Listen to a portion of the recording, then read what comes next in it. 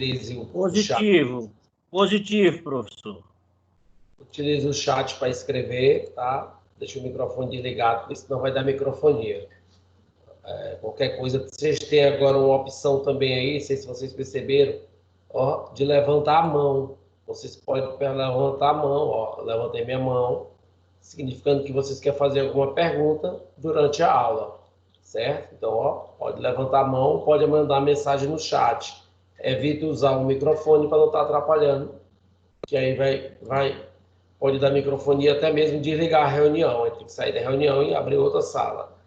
Aí fica mais complicado.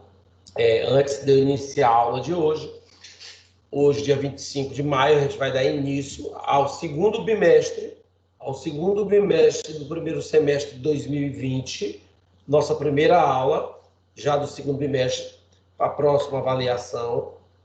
Mas antes eu queria avisá-los que eu já lancei todas as notas no Mentor, lá no nosso Mentor, nosso portal lá da Unisuma mesmo, no Ensine. E se eu tiver algum problema, alguém tiver alguma dúvida, pode mandar no privado que depois eu respondo. Em relação às provas, era o que eu já esperava mesmo. Várias provas iguais, a maioria das provas tudo com as respostas iguais. Está uma discussão muito grande no grupo dos professores.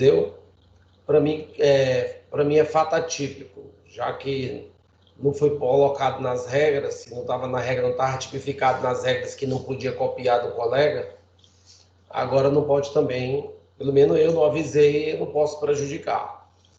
Então, já vi professor dizendo que vai zerar todas as provas iguais, tudo, eu não decidi dessa forma, até mesmo porque eu não tinha avisado antes. Eu não tinha avisado antes, eu não posso cobrar de vocês agora, fazer uma norma em prejuízo, né? Em préjuízo aos acusados, que são vocês. Então, eu lancei as notas lá. Sobre a prova oral, eu recebi alguns questionamentos sobre a questão da realização da prova oral. A prova oral, ela tem algumas finalidades. A primeira finalidade dela não era de reprovar ninguém, de querer não dar ponto para ninguém, de forma alguma. A primeira finalidade da prova oral era que o aluno, pelo menos, motivasse ele a dar uma lida no caderno. Eu sei que o conteúdo é muito... eu digo a vocês que o conteúdo do terceiro período é muito maior do que o de vocês do quarto. E digo mais, o conteúdo de vocês do quarto é mais gostoso do que aquela primeira parte do terceiro período do direito penal, porque vocês estudaram inquérito policial, que é um assunto gostoso demais, instigante, e ação penal. São dois assuntos praticamente maravilhosos, apesar que era muita coisa, concordo. Então, a primeira finalidade foi justamente que vocês fossem serviço como uma revisão, dar uma lida no caderno, mas nunca, de alguma forma, tanto é que foi tranquilo, quem teve dificuldade, mesmo aqueles que não acertaram, eu dei pontos depois em relação ao grupo. O objetivo não era prejudicar ninguém, era sim uma forma de motivá-los a estudar, porque eu já sabia que essa prova por consulta, infelizmente, não digo da turma de vocês, mas recebemos cada pérola. Eu, graças a Deus, eu não botei prova objetiva, corri o risco de elaborar a prova objetiva, como tivemos professores, e provas objetivas e o aluno errar, ainda tirar 2, 3. Rapaz, não tenho a coragem nem de pesquisar no Google, jogar no Google lá, ver se acha a questão. Ninguém monta a questão, nem nada. Eu recebi uma prova de 6 questões discursivas, o aluno só respondeu 2 e na marra, as 2 na metade certo, metade de cada uma. E o resto vou devolver a prova toda em branco. Tivemos professores que receberam as provas só de voltas, sem nada, sem nenhuma resposta. Será que o aluno estava imaginando que nós, professores, não íamos ler essas provas, não ia abrir, pelo menos o arquivo para olhar? Será que correu o risco do aluno botar uma receita de bolo na resposta e o professor dar os pontos para ele? Complicado, viu? Tem uma discussão muito grande, né, em relação com os professores. Eu, como eu não coloquei que não podia copiar do colega, eu percebi que tiveram várias provas iguais. Eu não posso agora prejudicar o aluno, já que eu não coloquei que se tivesse isso eu ia zerar. Então, se eu não coloquei, o fato é atípico. O fato foi atípico, eu considero. Se está correto, eu considerei correto. Como eu considerei correto? Por isso é que até, de certa forma, foi boa a atividade da prova oral, porque motivou aqueles que copiaram, simplesmente copiaram do colega, não fez nenhuma pesquisa. Teve outras respostas que pegaram do Wikipedia lá. E copiaram e colaram. Idêntico. Não foi o caso da turma de vocês. Então, mas eu já esperava. Eu já tinha falado para vocês que esse tipo de avaliação, para mim, se for para estar elaborando prova de consulta, é melhor não elaborar a prova, dar logo os 6 pontos para todo mundo e segue o barco. Vida que segue.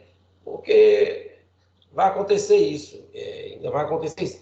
O certo, se era de consulta, era cada um fazer a sua, até consultar. Bastava pesquisar no Google, dava um Ctrl+C da prova, jogava no Google lá e pronto. Certeza você ia achar um texto. Não tinha não precisava nem digitar, era só copiar e colar a resposta também. Diversos julgados e tudo mais.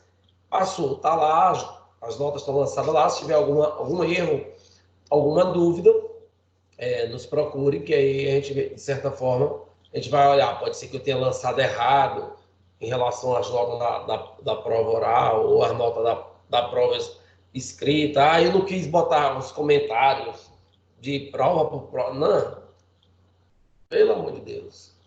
Tem gente também criando tempestade, fazendo tempestade de copo d'água. Esse semestre a gente estamos brigando pela sobrevivência. Agora, eu digo uma coisa: o mercado pune. O mercado pune mesmo, ó.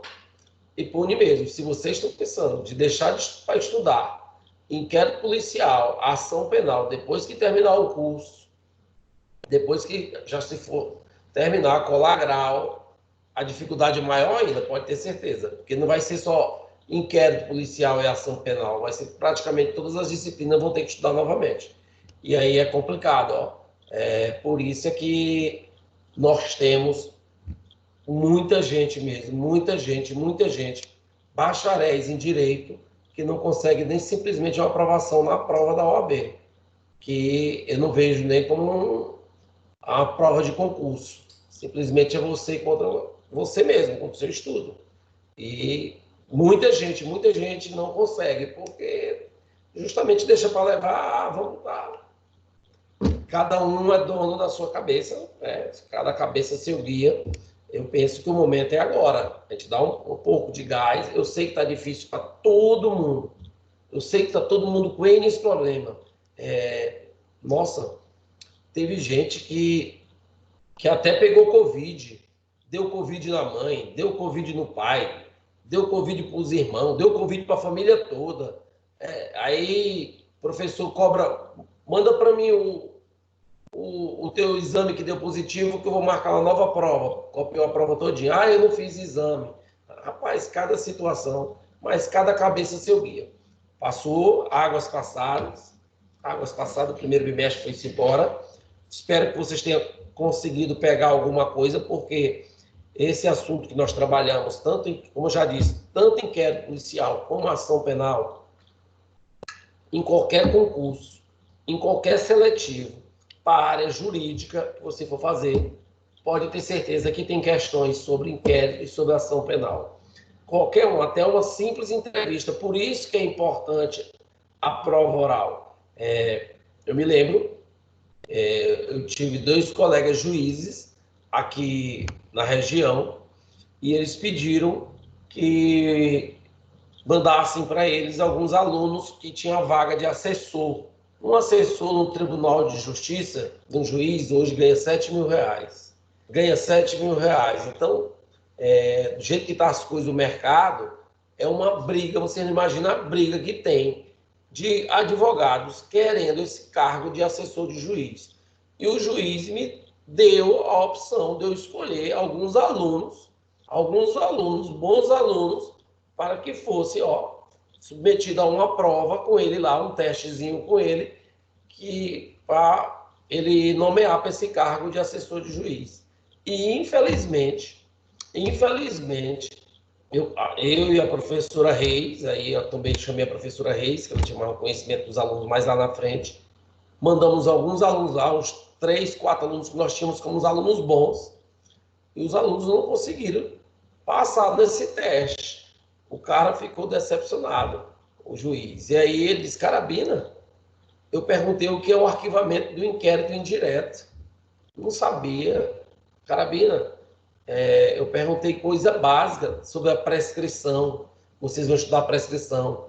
Gente, aprendam prescrição.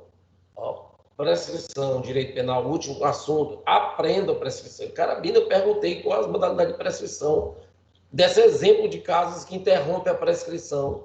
Ninguém sabia de nada. Infelizmente, é como eu digo sempre, o mercado pune. O mercado pune. E pune mesmo. Pune mesmo. Mas fica o aviso para frente. Nosso próximo assunto, pessoal, iniciando... Professor. Oi. Boa noite, professor. Tudo bom, professor? Boa noite. Fala, Beval. Como é que tá, meu jovem? Professor, é o seguinte, eu queria só, antes de iniciar o assunto novo, que o senhor me tirasse uma dúvida aqui sobre indiciamento, que eu li na doutrina lá, que, em regra, o delegado ele é competente privativamente para fazer, que foi criada uma lei para isso, estabeleceu essa competência privativa. Do ato de indiciamento, né? É privativo do delegado. Você até botou lá na prova lá, e eu já tinha lido sobre isso.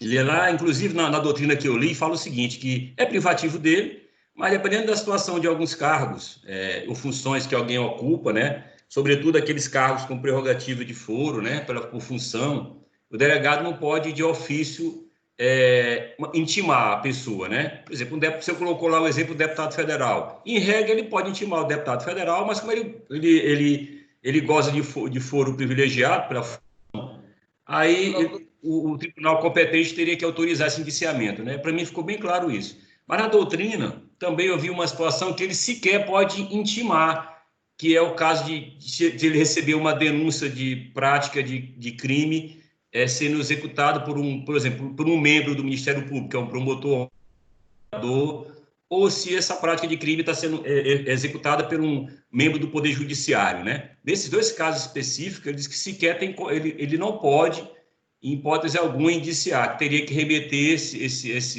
essa denúncia ou essa situação, remeter para o órgão competente, né? No caso do juiz, o tribunal ao qual ele está jurisdicionado, né? E ao promotor encaminhar para o procurador correspondente. Se for o procurador federal, encaminhar para o procurador-geral da República. Se for promotor, encaminhar para o procurador de justiça. Aí, professor, seriam os órgãos competentes para verificar e investigar. Isso aí está previsto em lei, né? Eu disse que a lei tem a lei orgânica da magistratura e a lei orgânica do Ministério Público, né? Que, de certa forma, deixa eles imunes ao indiciamento do delegado. Aí eu lhe pergunto, professor, uma vez remetido esses autos do inquérito policial, onde está uma notícia lá de alguma autoridade dessa que participou de um ato ilícito, como é que se dá essa parte? Por exemplo, o tribunal vai fazer o quê? Ele não vai fazer um indiciamento, né? Indiciamento é privativo. Qual é a peça que se trabalha isso aí, professor? A peça jurídica para isso. Muito obrigado, professor. Nós aprendemos que o inquérito ele é dispensável. Além dele ser dispensável, ele é apenas um método de investigação. Em relação a essas pessoas, nós vamos entrar na matéria justamente, mais algumas aulas na frente, na chamada competência por foro de prerrogativa de função. Algumas pessoas, em razão do cargo que eles ocupam, eles têm uma prerrogativa de serem julgados por tribunais superiores. E aí, tem alguns outros cargos que eles têm uma lei orgânica própria, como é o caso da magistratura e do Ministério Público.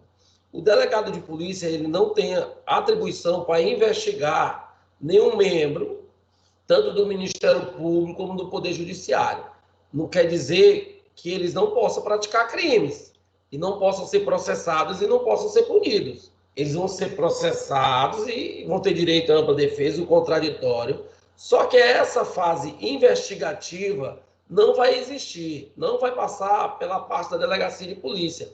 Deve ser remetido, o delegado tomou conhecimento, uma notícia-crime, de um crime praticado por um membro da magistratura ou membro do Ministério Público, ele deve encaminhar imediatamente. Claro que ele vai pegar o quê?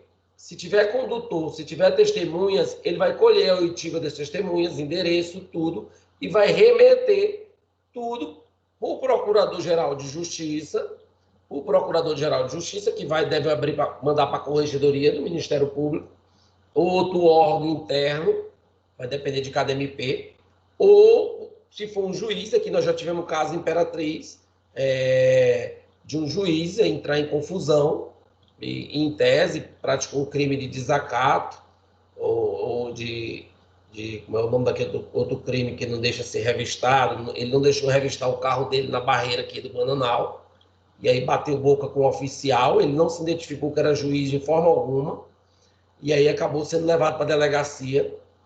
E imagina, no meio do caminho, já ligou para os outros juízes, foi um monte de juízes para a delegacia, ligaram, na época o Assis era delegado regional, foi o delegado regional. Eu sei que o oficial não abriu mão, também representou, e aí o delegado só ouviu o oficial, os outros soldados que estavam, pegou todo o procedimento e mandou para o Tribunal de Justiça. Lá no Tribunal de Justiça é que vai abrir outro procedimento. Aí, se for no MP crime, vai ser um PIC, lá no TJ vai ser um procedimento administrativo, como qualquer outro procedimento administrativo. E no final, como é dispensável, o responsável, no caso, ou o procurador-geral, ou outro procurador que ele nomeie, vai analisar se é o caso de oferecimento de uma denúncia ou não. Se for o caso de oferecimento de uma denúncia, ele vai sofrer um processo junto ao Tribunal de Justiça, se for promotor, e se for juiz estadual, também o Tribunal de Justiça. Se for um juiz federal, claro que vai mandar para o MPF, e no MPF não, para o Tribunal Regional Federal da Primeira Região, se for juiz, e eles decidirão. Tem um órgão lá, um colegiado, e eles decidirão sobre essa questão da investigação do crime em relação ao juiz federal. Mas eles não podem ser indiciados. Essa fase investigativa praticamente não existe. Eu não estou dizendo que o delegado não vai colher algumas provas, inclusive o responsável pelo procedimento, tanto no Ministério Público como lá no Poder Judiciário, ele pode se valer do delegado de polícia por carta precatória para que seja ouvida determinada testemunha que mora aqui na região, ou isso aqui, do testemunha rolada para a defesa, certo? Agora, aqui não vai ter nenhum inquérito, não, ele deve remeter tudo para o órgão competente. Beleza? Professor, além disso, só para concluir a discussão, para o senhor acabar de nos orientar para a gente entrar num assunto novo, fala também da possibilidade de prisão, né? Ou seja, prender um juiz ou um promotor se ele tiver em delito, em flagrante delito, né? Auto prisão em flagrante delito, o APF, né? Então, assim, nesse caso, a lei lá que eu olhei, a lei orgânica, tanto de uma como de outra categoria, diz o seguinte: só pode ser preso em crimes inafiançáveis, né? Aí, nesse caso, a autoridade policial, inclusive, tem que, além de remeter os autos de toda a situação, tem que entregar também a autoridade lá, por exemplo, entregar ao juiz, enfim, o juiz não pode ficar preso. Essa parte eu não entendi, professor. Ele pode ficar preso e se o crime foi inafiançável ou ele é solto? Como é que é esse negócio, professor? Se o crime foi inafiançável, ele vai ficar preso e vai comunicar. Agora, a maioria dos nossos crimes são afiançáveis. Os crimes inafiançáveis, além da Constituição, tem lá racismo, os 4R lá, terrorismo, não sei o quê. O artigo, se eu não estiver enganado, o artigo 328, 329 do Código de Processo Penal, eles trazem alguns crimes que são inafiançáveis, crimes contra a ordem democrática, essas coisas. Se for esse tipo de crime, ele vai ficar preso. Nos outros crimes, se for afiançável, ele não fica preso. O delegado, eu estou falando, ele vai pegar o depoimento do condutor, ele vai pegar o depoimento das testemunhas, ele vai liberar o juiz ou representante do Ministério Público, ele vai liberar e vai remeter as peças para esses outros órgãos. Ele não vai ficar preso, não pode ir preso. Por crime inafiançável, nem juiz, nem representante do Ministério Público, nem membro do Congresso Nacional, eles não ficam presos, certo? A gente vai ver isso no próximo semestre, nós vamos estudar prisão em flagrante, que eles têm a chamada imunidade prisionais, certo? Então, ó, só por crime inafiançáveis. Só por crimes inafiançáveis. Agora, se o crime for inafiançável que ele praticou, ele vai ficar preso. Claro que essa prisão vai ser o quê? Tem que ser comunicada imediatamente, se for o promotor, tanto ao Ministério Público como ao Poder Judiciário, ao juiz, ao Poder Judiciário. E aí o Poder Judiciário vai decidir sobre manutenção ou não da prisão. Claro que vai mandar liberar. Mas no papel, para a prova, cair numa prova, eles podem ser presos sim, em crimes inafiançáveis. Aí racismo, não sei se terrorismo, tem lá na Constituição e tem também no Código de Processo Penal, mas a gente vai ver mais na frente. Beleza, vamos para frente. Bora lá. Na aula de hoje, gente, nós vamos iniciar outro assunto importantíssimo, tanto da parte formal, para a vida de vocês, quem for trabalhar na área jurídica, se for trabalhar em matéria processual penal, tem o dever, tem a obrigação de saber esse assunto. Tem o dever e tem a obrigação de saber esse assunto. Além disso, além da prática de você ter que trabalhar com isso, todo concurso, como diz meu professor doutor Adonias, até em concurso de beleza, esse assunto cai. Até em concurso de beleza, esse assunto cai. Por quê? Nós vamos estudar a competência. O que é a competência?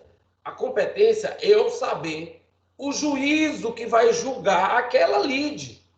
Aquela lide, aquele conflito que está vendo do lado do Ministério Público, representando a sociedade, e a pessoa que praticou um fato típico, ilícito e punível e culpável. Vai estar do lado do Ministério Público, em regra, quando a ação for pública, e do outro lado alguém que praticou um crime contra a sociedade. Eu preciso saber qual o juízo que vai julgar esse processo. Qual o juízo que vai fazer todo o processamento pelo sistema acusatório, com a ampla defesa e com o contraditório, e qual que vai condenar ou absolver aquele acusado. Isso, nas minhas peças, eu, promotor de justiça, se vocês forem passar no concurso para promotor de justiça, vocês têm que saber qual juízo vocês vão endereçar a denúncia de vocês. Se vocês forem advogado e foram constituídos, tiver que ingressar e impetrar uma queixa-crime, a primeira coisa que vocês têm que saber é a matéria de competência. Eu preciso saber para quem eu vou endereçar essa minha petição, para quem eu vou endereçar a minha petição inicial. A petição inicial no processo penal, em regra, é uma denúncia. Em regra, é uma denúncia. Mas nós aprendemos que ela também pode ser uma queixa-crime. Vocês podem ser contratados para mover e impetrar uma queixa-crime. E eu preciso saber qual é o juízo competente. Qual é o juízo competente? E como é que eu vou saber esse juízo competente? Para saber esse juízo competente, eu preciso conhecer e saber o assunto chamado competência. Competência no processo penal. Então vamos para o nosso caderno, vamos começar a aula devagarzinho, incluir áudio. Espero que vocês estejam vendo meu caderno.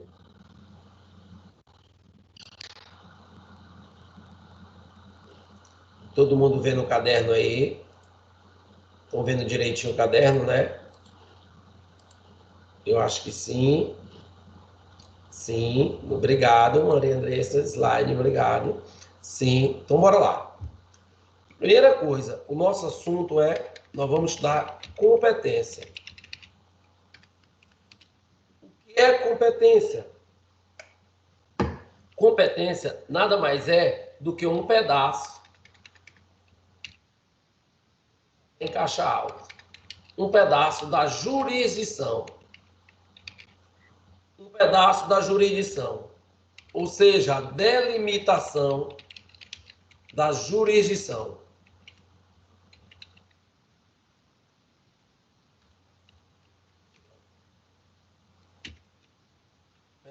da jurisdição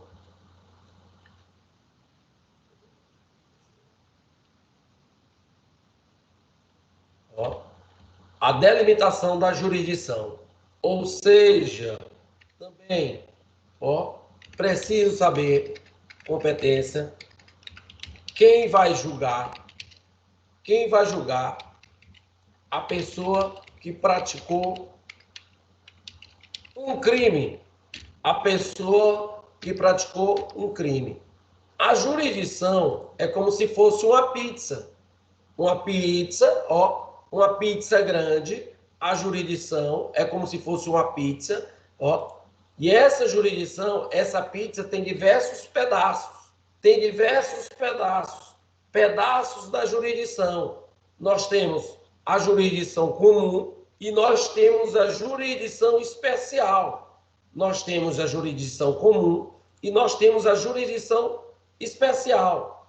A jurisdição comum, a gente vai aprender mais na frente, que ela se subdivide em justiça federal e em justiça estadual. Então, um pedaço da pizza pertence à justiça federal, outro pedaço da pizza pertence à justiça estadual, outro pedaço da pizza pertence à justiça especializada, e aí a justiça especializada em matéria criminal, em matéria processual, nós vamos ter uma subdivisão entre a jurisdição da justiça eleitoral, nós temos os chamados crimes eleitorais, nós temos um processo eleitoral e nós temos a jurisdição da justiça militar. Nós temos o Código Penal Militar, nós temos um Código de Processo Penal Militar. Então, a jurisdição, ela é una. A jurisdição, ela é una, ela é uma só. Um dos princípios do processo da jurisdição, ela é una.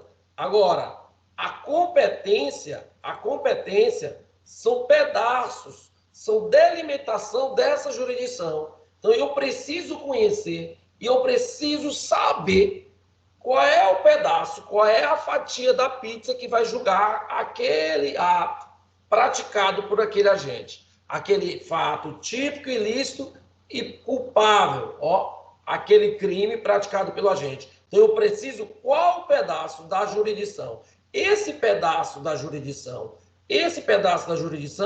é o que a doutrina chama de competência. Então, antes, para começar, vamos falar um pouco sobre o princípio do juiz natural. Princípio do juiz natural. Do princípio do juiz natural, nós tiramos algumas premissas. A primeira premissa, só exercem jurisdição, os órgãos instituídos pela CF, pela Constituição Federal. Vou até escrever, porque eu sei que vocês depois vão estudar, não vai saber o que diabo é CF. Pela Constituição Federal. O que é isso, professor? O que isso quer dizer? Meninos, só tem competência, os órgãos, só existe competência, os órgãos instituídos pela Constituição Federal, só tem competência os órgãos que estão expressos na Constituição Federal. E a Constituição Federal, ela só dá essa competência aos órgãos do Poder Judiciário. O que é que isso quer dizer, professor? Olha, eu quero dizer, gente, que precisamos aprender a forma de se expressar juridicamente para não passar vergonha. E a gente vê muita gente, juiz, vê até promotor, defensor público, advogados, delegados, se expressando erroneamente junto à mídia, junto à imprensa. Promotor não tem competência.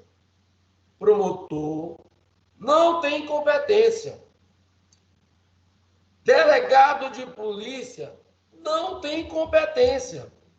Delegado de polícia também não tem competência. Defensores públicos também não têm competência. Por quê, professor?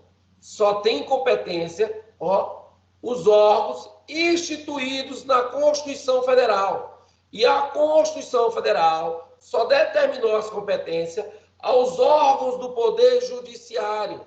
E ela traz expressamente, mais na frente nós iremos ver, por exemplo, o artigo 109 da Constituição Federal, o artigo 105, o artigo 102, o artigo 105 traz a competência do Supremo Tribunal Federal, o artigo 102 traz a competência do Superior Tribunal de Justiça, do STJ. Pelo amor de Deus, não vão se expressar falando Supremo Tribunal de Justiça, é Superior Tribunal de Justiça. Nós temos o Supremo Tribunal Federal. E o artigo 109 da Constituição Federal, ele traz as competências da Justiça Federal. E a Constituição começa dizendo assim: compete ao juiz federal processar e julgar. Compete ao juiz federal processar e julgar. Então, ela está atribuindo jurisdição, ela está atribuindo competência aos órgãos do Poder Judiciário. Errado, é totalmente equivocado. Quem fala que promotor tem competência? Agora estava passando o jornal do SBT, e o jornal do SBT falou que o presidente da República ia ter uma reunião com o Procurador-Geral da República. E aí o jornal disse que o Procurador-Geral da República era responsável de receber a denúncia. Um jornal a nível nacional, o SBT mostrar um negócio desse, deveria pelo menos consultar alguém da área jurídica para estar se expressando errado. Mas a imprensa a gente até aceita, ainda é jornalista, tá? Não é obrigado a ser bacharel em direito, operador do direito. Mas um operador do direito está falando que um membro do Ministério Público recebeu uma denúncia. O membro do Ministério Público não tem atribuição, não tem competência para receber a denúncia. Quem tem competência para receber a denúncia são os membros do Poder Judiciário. O promotor de justiça, ele tem a atribuição. Ele tem uma atribuição de promover a ação penal pública. E ele promove através de uma peça chamada denúncia. Ele oferece a denúncia, ele não recebe denúncia. Da mesma forma, delegado de polícia não tem competência de nada. Delegado de polícia tem atribuições previstas em lei. Como, por exemplo, essa nova lei que saiu sobre o cargo de delegado, que vocês estudaram sobre o indiciamento e a remoção do delegado de polícia. Isso são atribuições previstas em lei, no Código de Processo Penal, na própria Constituição Federal e em leis especiais. Assim como os defensores públicos também, eles têm atribuições previstas em constituições federais e previstas em legislações infraconstitucionais. Quem tem competência são membros do Poder Judiciário. Quem tem competência para processar e julgar algum crime é o Poder Judiciário. E aí essa competência, ela é fatiada. Fatiada em pedaços. Essa jurisdição é fatiada em pedaços que nós chamamos de competência. E onde é que eu sei, professor, onde é que estão essas competências? Essas competências devem estar expressas em constituições federais e também em constituições estaduais. Então, vêm expressas em constituições federais e também em constituições estaduais. Então, a primeira premissa que nós retiramos do princípio do juiz natural é de que só quem exerce jurisdição são os membros do Poder Judiciário. Só exerce jurisdição, entre parênteses, os membros do Poder Judiciário. Ministros do STF, do STJ, dos tribunais superiores, desembargadores federais, estaduais, ou juízes federais, ou juízes de direito. Preste atenção no que eu estou falando, gente. É errado a expressão juiz estadual. Claro que a gente chama no dia a dia juiz estadual, Mas não é juiz estadual, é juiz de direito. Nós temos juiz federal e nós temos juízes de direito. Então, todas essas pessoas, eles são membros, os ministros, os desembargadores e os juízes são membros do Poder Judiciário, eles são membros do Poder Judiciário. Só eles, a Constituição, só eles, a Constituição deu esse poder-dever de dizer o direito. Só eles, a Constituição, deu o poder-dever de dizer o direito. Só ele. Então, a primeira premissa, são os membros do Poder Judiciário. Segunda premissa, podemos extrair, a segunda, retirada de uma garantia constitucional, ninguém pode ser julgado por tribunal ex post facto. Ex post facto. O que é isso? Não existirá tribunais de exceções. Professor, e o foro por prerrogativa de função? Será que esse pessoal que tem foro prerrogativa de função não é um tribunal de exceção? Não é um tribunal de exceção. Por que não é um tribunal de exceção? Porque essas situações, essas competências por prerrogativa de função, também chamada de competência originária, que nós estudaremos mais na frente, elas estão expressas na Constituição Federal. Então, não é uma lei que traz, que determinado fato, depois do fato praticado, é que vai criar um juiz ou juízo para julgar aquele fato. Isso a nossa Constituição veda. As leis têm que ser antes, têm que ser prévias. Assim como lá no direito penal nós aprendemos isso, aqui no processo penal, o tribunal, o juízo que vai julgar, ele tem que ser prévio. Não se admitirá os tribunais de exceção. Professor, eu ouvi falar uma coisa da mudança de competência, que um processo ele pode sair da justiça estadual para a justiça federal. Isso aí não é uma mudança, não é um tribunal de exceção? Não é. É uma previsão constitucional. A Constituição traz, desde que preencha alguns requisitos. Onde é que foi isso? A partir daquela morte daquela irmã missionária lá no Pará, da chamada Dorothy Stang lá, nela tentaram se aplicar, tirar a competência da Justiça, do Tribunal de Justiça do Pará, já que ela não tem foro prerrogativo de função. Nós não temos prerrogativo de função, e membros da Igreja Católica ou de qualquer outro culto, Papa, ninguém tem foro prerrogativo de função. Padre, bispo, irmãs, não tem. Então ela tem que ser julgada como foi julgada, quem praticou o crime contra ela, o Tribunal de Justiça do Estado do Pará. Tentaram tirar para a Justiça Federal, só que não preencheu os requisitos. Não é um tribunal de exceção, tem uma previsão constitucional. Então, primeira situação, só exerce jurisdição aqueles que estão previstos em Constituição. Segunda, não existe tribunal de exceção. E o terceiro, entre os juízes, há uma ordem pré-estabelecida de, Ctrl N, fixação da competência. Fixação da competência. Então, existe, vou dar um ETB aqui para ver se melhora.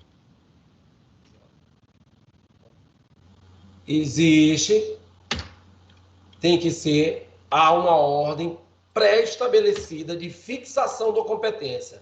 Quando acontece um crime, eu já tenho que saber qual é o juiz que vai processar e vai julgar aquele crime. Já existe uma norma fixada anteriormente. Antes do crime, já tem uma norma fixada anteriormente. Professor, E onde é que está essa norma? Onde é que existem esses critérios de fixação da competência? Critérios de fixação da competência. Ó, os critérios de fixação da competência, no Código de Processo Penal, no CPP, eles estão lá no artigo 69, ó, no artigo 69. E quais são eles, prefeito? Código de Percepção. Quais são eles? Ó, vamos dar uma lida no nosso Código de Processo Penal. Vou fechar o caderninho, já que nós voltaremos. Ó, vamos lá no Código de Processo Penal. Vamos comigo. Vocês estão vendo aí o Código de Processo Penal. O Código de Processo Penal está aqui. Estão vendo? Escrevam aí. Estão vendo o código? Sim, não apareceu? Sim, yes. Apareceu um yes. My God. Bora lá. Artigo 69. Olha, o título 5 do Código de Processo Penal. Da competência 69. Determinará a competência jurisdicional. Ó. Determinará ou fixará a competência jurisdicional. 1. O lugar da infração. 1. O lugar da infração. 2. O domicílio ou residência do réu. Eu vou gritar de novo para você nunca mais esquecer. O domicílio ou a residência, Wendes, do réu. Olha que eu estou falando do réu, eu não estou falando da vítima. Eu vou botar a observação no caderno. O Código de Processo Civil, se vocês não aprenderam, vão aprender com a tia Reis ou com o tio Clóvis, eu não sei quem é que dá essa matéria, que lá existe a competência em razão da residência e domicílio da vítima. Só que lá é processo civil. Lá é processo civil. Aqui, ó, fixará a competência, o domicílio ou residência do réu. Do réu. E eu vou colocar mais na frente para vocês quando que vai ser a competência do réu. 3. Em razão da natureza da infração. A natureza da infração. Em razão da natureza da infração, ó, pela natureza da infração, fixará a competência. Fixará a competência. 4. A distribuição. Aqui na Imperatriz, nós temos 4 varas criminais. Nós temos 4 varas criminais. A 4ª vara é uma vara exclusiva da execução penal. A 4ª vara, ela só trabalha nos processos de execução penal, depois que foram os condenados e transitados em julgados. Os demais processos, os inquéritos que são encaminhados, você lembra que o inquérito vai para o Poder Judiciário? Aqueles inquéritos que são encaminhados para o Poder Judiciário, eles são distribuídos, gente. Eles são distribuídos. E naquele momento da distribuição é fixada a competência. Distribuído por quem? Entre a primeira, a segunda e a terceira vara criminal. Professor, segue assim primeiro, segundo, terceiro? Não, de forma aleatória. O sistema, lá tem um sistema, ele já distribui para uma das varas aleatoriamente. Então, a distribuição é um dos critérios também de fixação da competência. A distribuição também é um dos critérios de fixação da competência. O próximo instituto, a conexão e a continência, são 2 institutos que eles estão no Código de Processo Penal como critérios de fixação da competência. Mas nós vamos estudar, quando a gente for estudar conexão e continência, eu já divirto a vocês, é um dos assuntos mais difíceis. Não é tanto difícil, é porque é muito grande e tem que memorizar. Então, é um dos assuntos mais difíceis no Código de Processo Penal. Quando cai em prova uma questão sobre conexão ou continência, porque tem uma classificação doutrinária gigantesca, essa é a questão do aluno errar. Essa eu vou errar e eu sei que 80% dos meus concorrentes também errarão. Essa, quando é uma questão de conexão e continência, ó, é uma questão difícil. Pelo Código de Processo Penal, a conexão e a continência são critérios de fixação da competência. São critérios de fixação da competência. Pelo CPP, está expresso aí, não sou eu que estou dizendo. Está aí, ó, 5, a conexão e a continência. Só que a doutrina majoritária, ó, diz que a conexão e a continência são as causas de modificação de competência. São causas de modificação de competência. Por quê? Porque a competência já foi fixada anteriormente. O juiz, quando é a competência, ó, conexão, processo foi distribuído para as duas varas, se os crimes são conexos, eles devem ser reunidos. O juiz que chegou lá, ele vai observar que teve um processo antes. O que foi antes é o próximo, a prevenção, ele se tornou prevento, ó, o outro tem que remeter, ele vai modificar a competência. Então, a doutrina entende que a conexão e a continência são causas de modificação de competência. Mas não se preocupe, gente. Nós vamos estudar conexão e continência. Lá na frente eu vou colocar isso de novo para vocês. Eu só quero que vocês já vão memorizando que aqui, ó, pelo código, são causas de fixação de competência. O próximo é a prevenção. Professor, o que é a prevenção?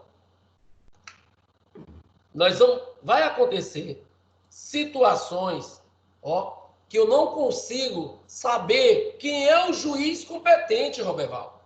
Nas chamadas comarcas contíguas, imaginemos um crime que ocorreu aqui, ó, no Camaçari, na divisa entre Imperatriz e João Lisboa. Eu não consigo, de imediato, definir quem é o juízo competente. Nessas comarcas contíguas, ó, vai ser competente o juízo prevento. Quem é o juízo prevento? O juízo prevento, em regra, gente, é o juízo que primeiro despachou naquele fato. Se o juiz homologou uma prisão em flagrante, se ele concedeu uma liberdade provisória sobre aquela prisão, na fase de inquérito, ele se tornou prevento para aquele processo. O processo, obrigatoriamente, tem que ser distribuído para ele. Ele fixou a competência dele. Por isso que a prevenção também é um critério, ó, de fixação de competência. E o último, o código, ele traz os casos, ó, de fixação da competência por prerrogativa de função. Nós vamos estudar mais na frente, ó, competência por prerrogativa de função, também chamada competência originária. O que é isso, gente? O que é isso?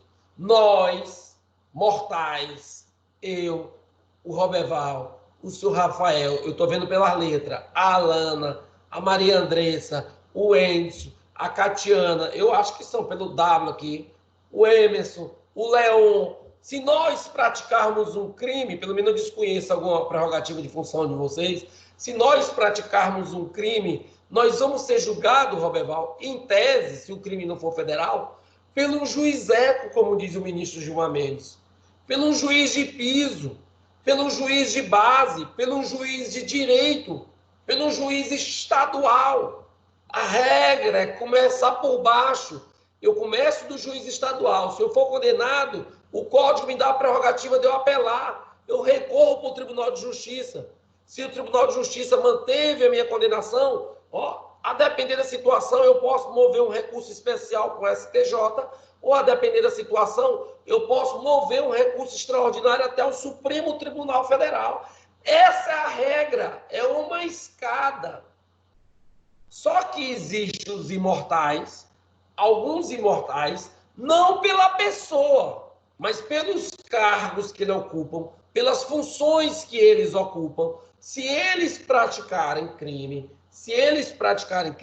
eles não serão julgados de imediato pelos juiz ecos, pelo juiz de baixo. Eles quebram essa escada, eles já vão dar um pulo, ó. Algum deles já começa sendo julgado diretamente no Supremo Tribunal Federal. Outros já começam a ser julgados diretamente no STJ. Outros já começam a ser julgados nos tribunais regionais federais. Outros já começam a ser julgados nos tribunais de justiça. Nós iremos ver quem são essas pessoas, esses privilegiados. Não sei se isso é um privilégio. Por isso que se chama foro prerrogativa de função. E aí alguns doutrinadores chamam também de foro privilegiado. Eu não gosto dessa palavra. Eu não acho que é um privilégio. Porque se eu digo que é um privilégio, eu estou me referindo à pessoa. Privilégio é uma coisa subjetiva. E não é em razão da pessoa. O presidente, ele só tem um foro prerrogativo de função enquanto ele for presidente. Michel Temer estava sendo julgado, Lula, tudo no STF. Acabou o mandato, os processos desceram. Para quem? O juiz Ecos, o juiz de piso, o juiz de base. Voltou a regra do jogo, ó, a escadinha, juiz, TJ, TRF, STJ, STF. É esse o caminho. Deixa eu só ver que tem uma pergunta. Por qualquer crime, Maria Andressa, até por tráfico de droga, por qualquer crime. Claro, e teve uma mudança substancial. Teve uma mudança substancial em relação ao foro prerrogativo de função. Nós iremos ver mais na frente, certo? Só, o que acontece? O Supremo decidiu num caso concreto. O Supremo decidiu num caso concreto. Não foi um julgamento, ó. Ele deixou a cargo dos demais tribunais analisar essa situação. O que acontece? Existe uma palavra no meio chamado corporativismo. Existe um corporativismo muito grande. Inclusive, tem uma lei para ser aprovada no Congresso Nacional para modificar as regras dessa competência por prerrogativa de função, para se adequar ao novo entendimento do STF. Como é que está essa lei? Dormindo em berços esplêndido. Está dormindo, está mais parada do que água de poço. Nenhum parlamentar tem interesse de retirar a competência do STF, do STJ e jogar para os juízes de piso. Porque, em regra, os juízes de piso não se corrompem. Não se corrompem pelo sistema, em regra. Em regra, a regra é que eles são honestos, são probos. Eles não são corruptos. A corrupção acontece dos tribunais para riba, para cima. A maioria da corrupção acontece. Deus me livre, eles estão ouvindo isso. Mas acontece, a gente vê isso direto na mídia. Estourou agora no Tocantins aqui, 2 desembargadores, e eles ganham como prêmio o quê? São aposentados compulsoriamente, são afastados recebendo um salário todo mês de 40, 50 mil reais, por venda de sentença na Bahia. Estourou do escândalo. Então, é dos tribunais, isso é em todos os tribunais. Se tiver investigação no Maranhão, no Pará, vai ter certeza. Então, eles não têm interesse de perder essa competência. Então, eles, parlamentares, eles que inovam, nosso legislativo, eles não têm interesse de aprovar uma lei. O entendimento do Supremo, nós vamos chegar lá, vamos estudar. O que é que nós vamos fazer? Nós vamos estudar esses critérios de fixação daqui para frente. Principalmente em razão da matéria, em razão do lugar e em razão da pessoa. Competência em razão da matéria, competência em razão do lugar, competência em razão da pessoa. Então, ó, vamos copiar os critérios de fixação para nós fixarmos e deixar nosso caderno bonitinho. Ctrl Z. O primeiro, lugar da infração. O lugar da infração. O segundo, pelo domicílio ou residência.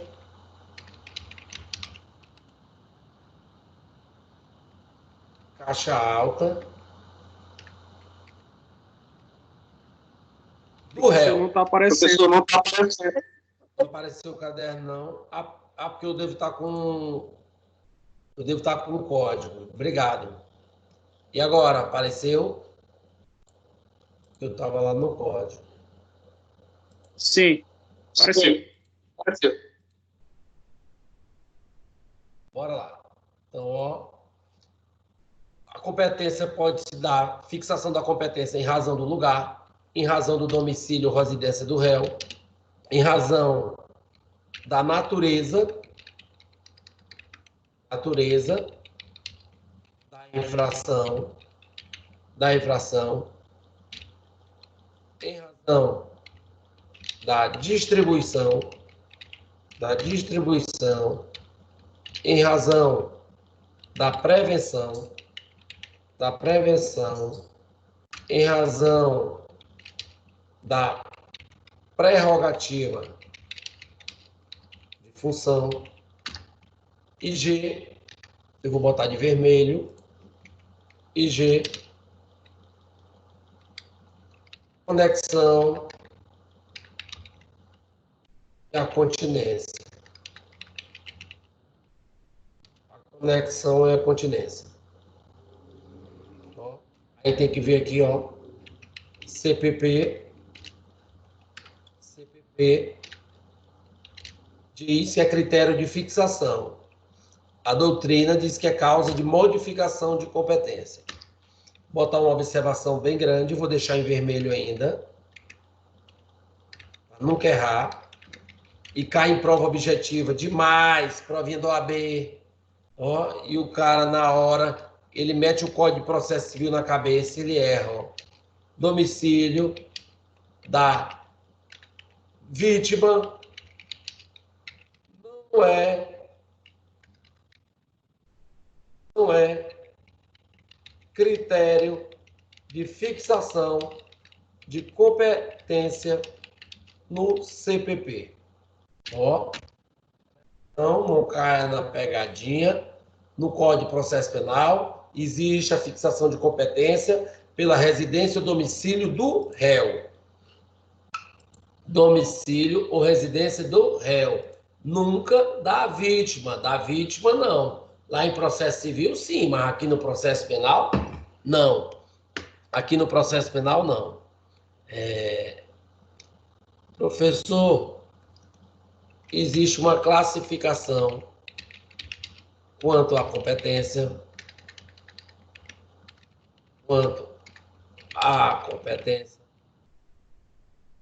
ela pode ser absoluta. Quando é que a competência é absoluta? Quando tiver em jogo o interesse público, ó, interesse público, ela é improrrogável.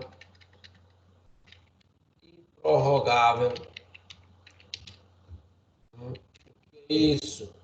O que é improrrogável? Não adianta eu alegar depois, ó, a competência é absoluta, não importa se ela for lá na frente, se eu não aleguei agora, fixou, não. Se a competência for absoluta, mesmo que o processo esteja lá na frente, na iminência do juiz julgar, ele observar que a competência é absoluta, ele deve declinar da competência e remeter os autos ao juízo competente.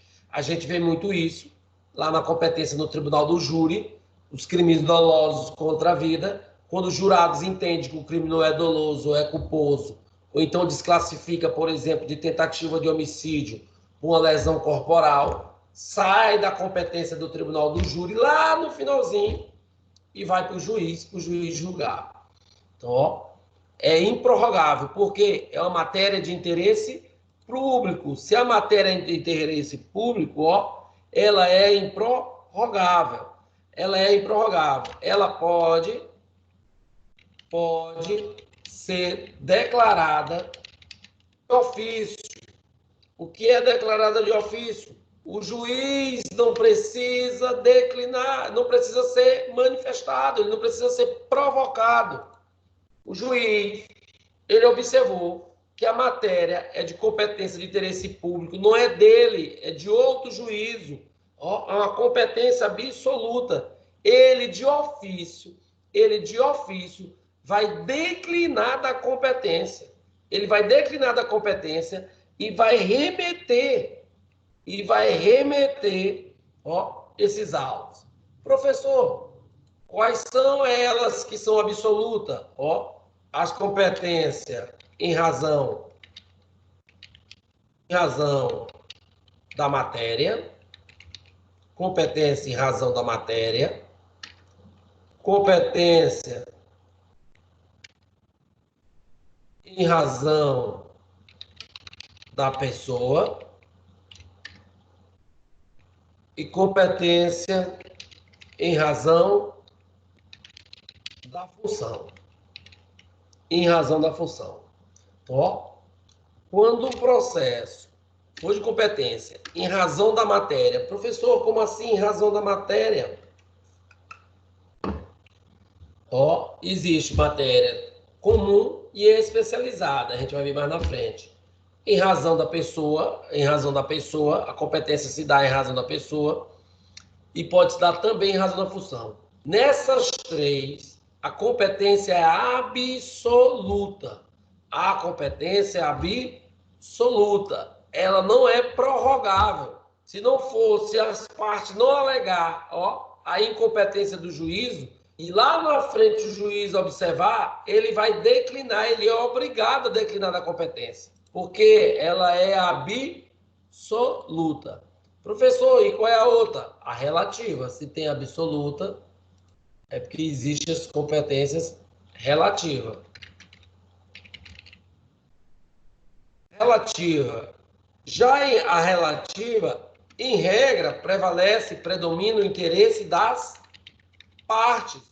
Em regra, prevalece o interesse das partes. Se ela é relativa, ela é prorrogável. Ó, o que significa prorrogável? Deve ser alegada no primeiro momento. Deve ser alegada no primeiro momento. E se as partes não alegar, ó, infelizmente, aquele juízo que não era competente, ele se tornou competente, porque foi prorrogada a sua competência. As partes devem alegar no primeiro momento. Eu, na minha tese de defesa, na resposta à acusação, senhor juiz, o senhor recebeu a denúncia ou a queixa-crime, mas o senhor não é competente para decidir essa matéria. O senhor não é o juízo competente para decidir essa matéria. Ó, a defesa requer, em caráter preliminar, que o senhor decline da competência para o juízo competente, qual seja, eu vou informar, o juizado especial criminal, o crime é de menor potencial ofensivo, o crime não é de tráfico de droga, isso é uso, modifica a competência, doutor, o senhor não pode ter recebido essa denúncia, ó. Isso é relativo, se eu não alegar, já era, prorrogou a competência do juízo. Mesmo matéria, sendo matéria relativo, matéria relativa,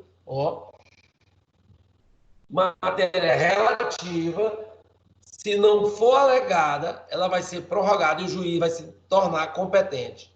Ah, tá. Professor, e ela relativa, o juiz pode declarar de ofício? Porque eu estudei lá no processo civil que quando a competência é relativa, o juiz ele não pode declinar de ofício. Ele precisa ser provocado pelas partes. Só, gente, lá no processo civil, em regra, o que está em lide, o que está em litígio, meu amigo Roberval, é o patrimônio. E lá no processo civil, o que se busca é a verdade formal. As partes devem apresentar as provas ao juiz. As partes devem apresentar prova ao juiz a fim de formar a convicção do mesmo. Aqui no processo penal, o que está em jogo, meu amigo Marlito, não é isso. O que está em jogo, em regra, aqui é a liberdade de uma pessoa. E se é uma liberdade de uma pessoa, o juiz tem um dever, tem a obrigação de zelar pelo processo. O juiz tem um dever, tem a obrigação de zelar pelo processo. Porque o que se busca no processo penal é eu, juiz, devo a todo momento buscar a verdade real dos fatos. Como é que eu, juiz, observo que eu não sou competente para julgar esse processo, mesmo a competência sendo relativa, as partes não falaram nada, eu não posso declinar de ofício, para depois eu condenar, e aí o cara recorrer, o tribunal anular a minha sentença, para mandar para o juiz competente, e aí o fato, a prescrição correu, vocês vão estudar a prescrição, o fato está prescrito. Como é que eu estou zelando pelo processo dessa forma? Eu não estou zelando pelo processo. Eu devo zelar pelo processo. Se eu devo zelar pelo processo, eu também, mesmo a competência sendo relativa, meu amigo Leon, o juiz pode ser declarada de ofício. Ele pode declarar de ofício. Se as partes não alegarem nada, ele pode entender que ali não era tráfico de droga, era o uso, e ele declinar da competência e remeter para o GECRIM, o Juizado Especial Criminal. Ah, professor, e quais são as matérias que a competência é relativa? Matéria, chamada em razão do território, a competência em razão da distribuição,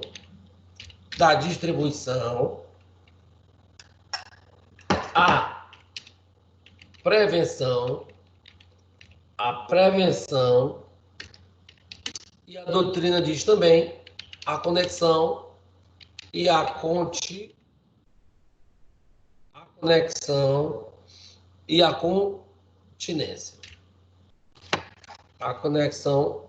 e a continência. Certo? Então, apresentado a vocês os critérios de fixação de competências, quais as competências que a crase saiu ao contrário, a competência, quais são absoluta, quais são relativa. Nós vamos iniciar o estudo de cada uma das competências. A primeira dela, a competência... Professor. Oi. Boa noite, professor. Boa noite, Professor, só me tira uma dúvida aqui. Você pode fazer a intervenção? Copia, porque dá microfonia. Copia que aí eu leio tua dúvida para o pessoal e respondo, porque da microfonia ele não me entende nada. Aí eles escrevem aqui para mim.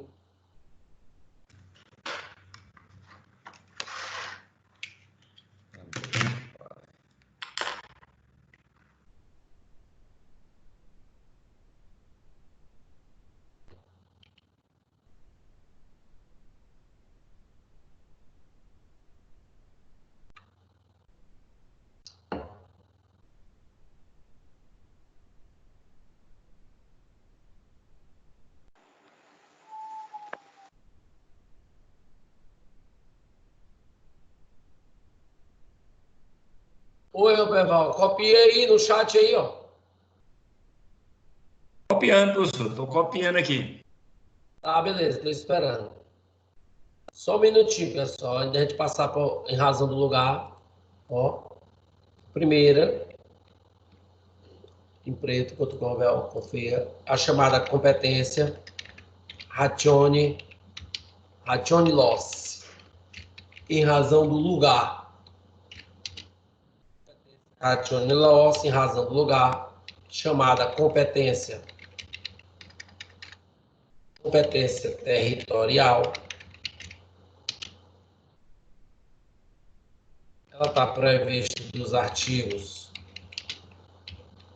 70 a 73 do CPP.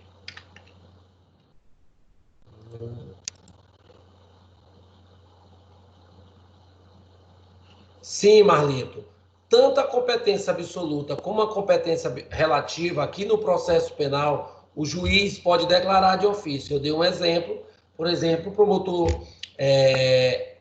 oferece uma denúncia, não fala nada sobre a competência, a parte vem na defesa, na resposta à acusação, também não alega nada de incompetência do juízo, e o juiz, mesmo sendo em razão do território, por exemplo, ele percebe que a competência é relativa, e ninguém alegou nada, e ele mesmo declara de ofício, e aí ele xinga o processo, não. Ele vai dar uma decisão declinando da competência e remete esse processo para o outro juízo.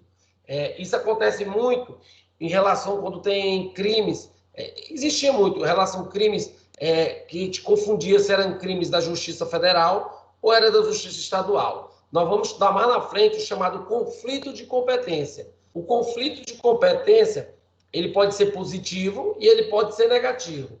O conflito será positivo quando os dois juízes dizem que são competentes. Esse dificilmente ocorre.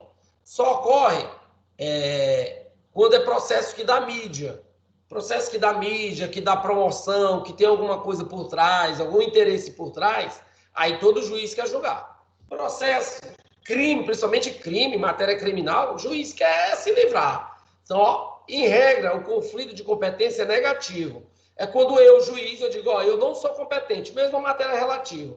E aí eu declino e remeto para o Roberval, que é um juiz que eu acho competente. O Roberval vai receber e diz, não, esse aqui não é meu, não. Ele está errado. Competente é ele, não sou eu. Vai surgir um conflito de competência entre dois juízes. Presta atenção que existe conflito de atribuições entre promotores. É um conflito de competência. Só tem competência juízes, membros do Poder Judiciário. E aí a gente vai ver mais na frente como é que se resolve. Sim, Roberval. Na competência relativa, quando a competência for relativa, as partes têm que se alegar no primeiro momento. Qual é o primeiro momento? O promotor não vai oferecer denúncia, né? Ele não vai falar denúncia, porque senão ele já mandava para o promotor. Então, o promotor não vai falar. Mas, principalmente, a defesa, quando ela vir se manifestar, e, em tese, a primeira peça da defesa no processo penal, chama-se resposta à acusação. Nós vamos aprender lá no 6º período. Resposta à acusação. Na minha resposta à acusação, em sede preliminar, há uma questão prejudicial do mérito. Vocês estão estudando questões preliminares e questões prejudiciais lá no processo civil. Aprendam. O que é uma questão prejudicial? É uma questão que prejudica o mérito. Juiz, tu não pode julgar esse processo. Tu não tem competência para julgar esse processo. Existe uma questão prejudicial, que é a sua incompetência. A incompetência para julgar a lide. Você deve declinar e remeter ao juízo. Quando? Primeiro momento. Quando o crime for de competência relativa, as partes devem alegar no primeiro momento. Se as partes não alegar, André, essa competência, esse juiz que era incompetente, prorrogou, é por isso que é prorrogável, prorrogou a competência dele e ele se tornou competente. Professor, e se lá na frente ele entender que ele não é competente, depois da audiência, ele escuta, vê e tal, ele pode, é o que eu estou acabando de falar, mesmo relativa, se for no processo civil, o juiz não pode. Aqui no processo penal, não importa se a competência absoluta é relativa, o juiz pode declinar de ofício no processo penal, o juiz pode declinar da competência de ofício, certo? Então, o momento para alegar é isso mesmo, o primeiro momento. Se não fizer no momento da contestação, essa competência será prorrogada. É justamente isso, será prorrogada. E aquele juiz que não era competente, ele se tornou competente. Agora, professor, tudo bem, ele julgou o processo e ele condenou o meu cliente. Eu passei batido e não aleguei a competência. E o juiz também não quis nem saber e julgou. Eu posso alegar essa incompetência do juízo em sede de recurso, em sede de apelação? Não. Ocorreu o que nós chamamos a preclusão. Houve a preclusão consumativa. O ato já se consumou. Quando quando a competência é relativa, eu devo alegar no primeiro momento. Se eu não alegar no primeiro momento, prorrogou a jurisdição a competência do juízo. Ele se tornou competente. Já a absoluta, meu amigo Roberval, ela pode ser alegada a qualquer tempo pelas partes, até em apelação. Até se estivesse no Supremo Tribunal Federal, eu ainda poderia alegar incompetência do juízo. Mas isso em matéria de competência absoluta. Relativo não, na primeira oportunidade. Na primeira oportunidade. Beleza, gente? Beleza? Eu, antes de entrar no caderno, em razão do adiantado da hora, não adianta eu começar ela aqui que vai ficar quebrada. O que é que eu vou fazer? Vamos dar uma lida no código do 70 ao 73. Na próxima aula, eu já começo matando competência em razão do lugar, como é que o código adotou e o que é que a doutrina traz as exceções, certo? Vamos dar uma lida no nosso código. Tá vendo aí? Nós saímos do 69 e entramos no 70. Primeiro capítulo daquele título, já traz lá, da competência pelo lugar da infração. Gente, presta atenção. Olha, não podemos errar isso. A competência será, de regra, determinada pelo lugar em que se consumar a infração, ou, no caso da tentativa, pelo lugar em que for praticado o último ato de execução. Gente, no processo penal, nós estamos tratando processo penal. Por que eu estou falando isso? Que lá na nossa prova oral muita gente misturava coisa de penal com processo penal, sobre tempos regiato, e perguntava, a lei processual penal pode retroagir para beneficiar? A lei processual penal é para frente, ela respeita os atos praticados, mas sempre para frente. No processo penal, em razão do lugar, em matéria de competência, o nosso código adotou o quê? A teoria do quê? Do resultado ou da consumação. O lugar que, se consumar a infração penal. O nosso código adotou a teoria do resultado, gente. Diferentemente do Código Penal, lembra da luta? Em razão do lugar, o nosso Código Penal adotou a teoria da ubiquidade. O nosso Código Penal adotou a teoria da ubiquidade. Mas lá no Código Penal eu falei para vocês que lá era por causa de matéria que existia um conflito internacional. Eram chamados crimes à distância, eram crimes que a ação se dava num país e o resultado acontecia no outro. O nosso código fala de penal, diz, não importa se a ação ou o resultado, aplica o nosso Código Penal. Já o nosso Código de Processo Penal, ele traz como regra, a teoria do resultado, o lugar onde se consumou o crime. Ou, se fosse tentativa, o último ato da execução, o local que ele deu a última facada, que ele deu o último tiro. Naquele local, eu já sei que vai aplicar o Código Penal Brasileiro. Se vai aplicar o Código Penal Brasileiro, vai aplicar o Código de Processo Penal Brasileiro. Mas qual juiz que vai julgar? Qual juiz que vai julgar é matéria processual. Isso é competência. Primeira coisa, eu vou olhar o lugar onde se consumou o crime ou o último ato, no caso da tentativa. É a regra. Só que o código ele traz algumas exceções. Aí entra no parágrafo primeiro.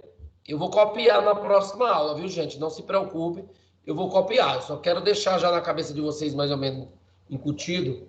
Se iniciada a execução no território nacional, a infração se consumar fora dele, a competência será determinada pelo lugar em que tiver sido praticado no Brasil o último ato de execução. Foi o finalzinho, ele repetiu. Parágrafo 2º. Quando o último ato de execução for praticado fora do território nacional, será competente o juiz do lugar em que o crime, embora parcialmente tenha produzido ou devia produzir o seu resultado. O cara deu 3 facadas no cara aqui no Brasil e o cara correu para outra rua. e o cara foi lá na outra rua e deu o último golpe, pá, a última facada. Só que a outra rua já era outro território nacional, já era outro país. Vai ter processo no Brasil? Vai ter processo. Qual o juízo competente? Pois se o cara deu 3 facadas no Brasil, o resultado era para ter acontecido aqui. Só não aconteceu porque esse miserável atravessou a rua, atravessou uma ponte, atravessou um rio. Então, ó, também vai ser daquele... O código traz nessa situação. Terceiro, quando incerto, eu não sei o limite daqui de 2 ou mais jurisdições, ou incerta a jurisdição por ter sido infração consumada ou tentada, como eu botei daqui para João Lisboa, a competência firmar-se-á pela prevenção. Não se preocupe que eu vou trazer casos práticos na próxima aula para a gente definir isso aqui. E o 71, tratando-se de infração continuada ou permanente, praticada em território de 2 ou mais jurisdições, a competência firmar-se-á pela prevenção. A gente vai, na próxima aula, também falar sobre, no caso de crime permanente e crime continuado, que vocês devem estar estudando com Georgiano nesse semestre. No mais, se alguém tiver alguma dúvida, eu vou parar por aqui. Na próxima aula, eu continuo o caderno. Certo? Se alguém tiver alguma coisa. Se não tiver, obrigado. Essa aula hoje, eu até comentei com uma colega de vocês. Hoje o dia foi tão assim difícil para mim. Eu perdi uma vizinha que mora em frente da minha casa, como fui criada aqui, como fosse mãe, é mãe de um colega meu, ele é perito da Polícia Civil, e a gente criado praticamente junto aqui, muito amigo, e a mulher estava boazinha, e aí o Covid pegou ela nesses dias, e infelizmente ela morreu de ontem para hoje dormindo, e aí o dia, quando chegou de manhã já a notícia, desandou tudo. E aí, de tarde, a gente teve que ir para o enterro lá, foi enterrado lá em João Lisboa. E toda aquela situação, né, ruim. A gente não pode nem abraçar, só tampa, não pode nem olhar, todo mundo lá. Pior coisa do mundo, você não pode nem enterrar um ente querido, não pode nem abraçar as pessoas que amam, que estavam lá, todo mundo à distância, todo mundo de máscara. O maior procedimento, em razão dessa doença maldita. E eu fiquei meio perdido, fiquei meio zonzo. Quando eu cheguei, eu tirei a roupa, joguei a roupa fora, fui tomar um banho, fui deitar um pouco, a cabeça começou a doer. E aí, umas 4h30 para 5 horas, eu fui preparar a aula. Vocês acreditam que eu preparei a aula de processo penal 2, jurando que hoje era a aula do 5º período. Preparei a aula todinha. Quando foi agora, já 7 horas para 7, não, 8 horas para 8h30, para antes, já preparando aqui para entrar. Aí que me veio a dúvida, gente, será que é processo penal 1 ou processo penal 2? Aí eu perguntei ao colega de vocês. Não, nossa aula é hoje, daqui a pouco. Aí eu corri no material para aprofundar aqui, para dar uma estudada ainda de novo. Mas, desculpa aí se a aula não foi a contento. Teve essa situação que aconteceu. E eu acho que o psicológico da gente, né? Antes de eu vir para a aula, eu fui tomar banho e me senti assim, meio febril, assim, já... sentindo com as pernas doendo, como se estivesse querendo dar febre. E aí, depois da aula aqui, parece que a aula me deu uma força. Tô bonzinho, ó. Tô sentindo nada. Não sei quando eu me levantar daqui, não sei se as pernas vão começar a doer. Mas obrigado, gente. Boa noite. Cuidem-se, ó. Se não puder sair de casa, só se for o último, mas sai de máscara, gel na mão direto. Não é brincadeira, não. Essa doença aí está cada dia mais próximo, está chegando. E a melhor forma ainda é a prevenção.